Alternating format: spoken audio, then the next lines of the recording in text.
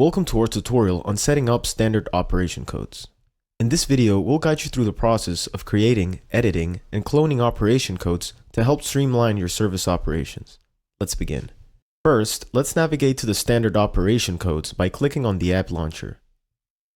Type standard operation codes in the quick search area and then click on the result that appears.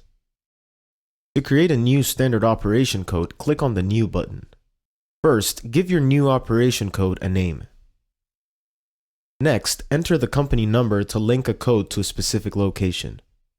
Or type all to apply the code to all locations. Make sure to check the active box so this operation code will be available for use.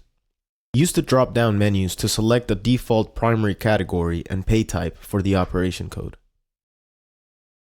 To help measure shop efficiency, enter the suggested labor rate and book time.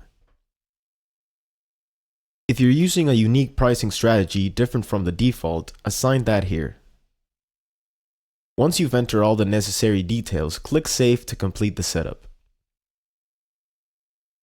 To update an existing operation code, click Edit to make the necessary changes and click Save.